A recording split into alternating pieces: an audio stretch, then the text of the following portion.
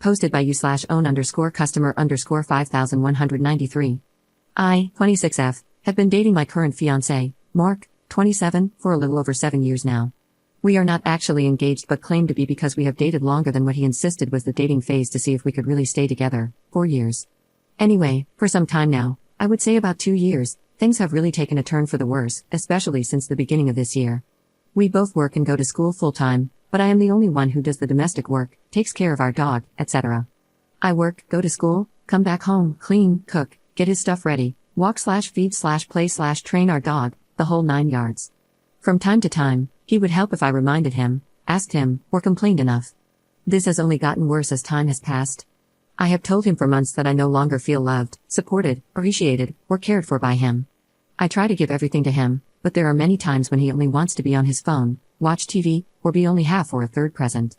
For example, he constantly says that he will walk our dog when he gets back from work, but he hasn't for months. He says that he is exhausted and tired from work and school, and while he claims to understand where my frustrations are coming from, he still does nothing to alleviate the burden. Our intimate life has become non-existent, but he has started watching pornography multiple times a week, even though I've told him I consider that cheating and that it crosses my boundaries. He told me he's just going through a hard time and can't find it in him to be interested in me because it takes too much time, effort, and mental energy. I asked if he still finds me attractive, and all he said was, "Yeah, I can still get off, but not like I used to anymore." I suggested couples counseling a few months ago and even found several options that could fit into our schedules, but he refuses to look into them or even try going. He keeps saying that we just need to try harder together, communicate better, and compromise more than we are now. A few days ago, I was sitting on our bed while he was having one of his escapades in the bathroom again, and I asked myself if I could still see myself marrying him. My immediate answer was no. No, I couldn't, because I can't imagine continuing to live like this. But I'm grieving the loss of a relationship because I feel like I would have wasted all these years on someone I love, but with whom I am no longer happy. I am so miserable, stressed, and exhausted. I just want to escape and cry. Update 8 days later. Hello everyone, it has been about a week since I posted, and during that week, unfortunately, I found out that I am pregnant. My ex-boyfriend saw the tests in the trash and became enraged because he thought I was hiding it from him. I wasn't, I was just in shock because we both used protection. He told me that raising a child together could have saved us if I wasn't such a selfish BTCH. He then accused me of cheating because there was no way I could get pregnant by him if I was on birth control. I asked if he was dumb, and that's when things hit the fan. Words were said, hands were thrown, and ultimately, my dog bit him, and the police were called. We both gave statements, and they made him leave the apartment. I'm lucky to have some friends in the police department who have checked on me every night since then. I also have some friends who are helping me pack and move so he can have the apartment. I am unsure of what to do about this pregnancy, as I have never wanted or had any interest in kids. However, I am thankful that I have friends who will support me no matter what decision I make. I am still in shock over what happened.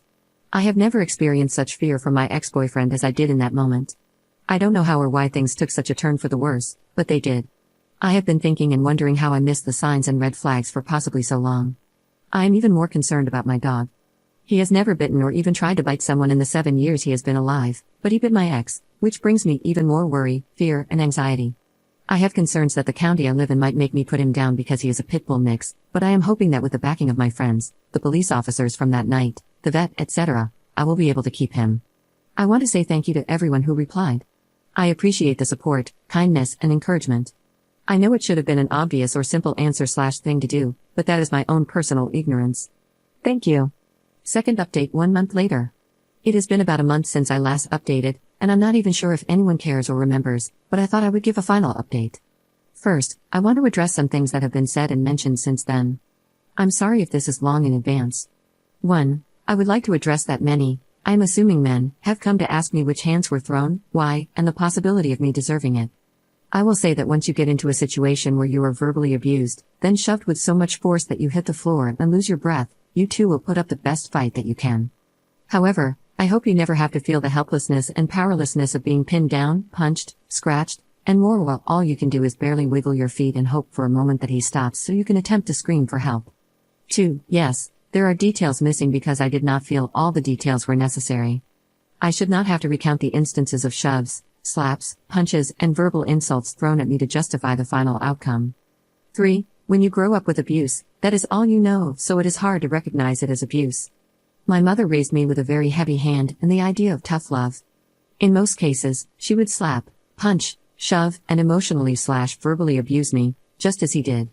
Growing up with a parent telling you that hitting you hurts them more than it hurts you, and that they are doing it out of love, is all you come to know and understand is love.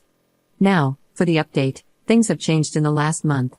I have officially moved into my own apartment. My ex and I's last apartment ended up getting destroyed during Hurricane Helene, which I felt was the universe's way of telling me something positive. My dog is officially with me now.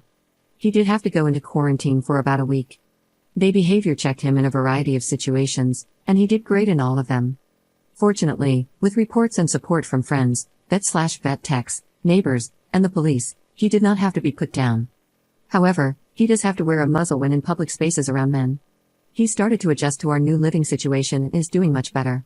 My pregnancy came and went, in a way. Between my ex, dealing with the courts and police, moving, the situation with my dog, Hurricane Helene, mental health issues, and more, I ended up miscarrying at 11 weeks and 3 days.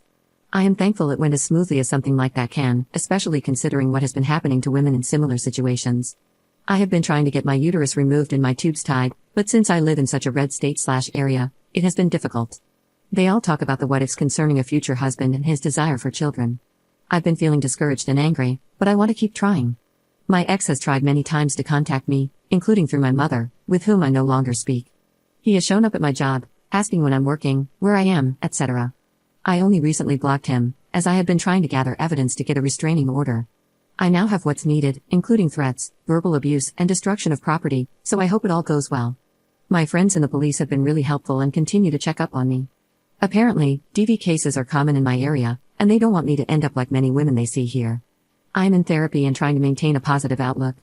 I wanted to thank everyone for their kindness, support, encouragement, and knowledge. I cannot thank you all enough.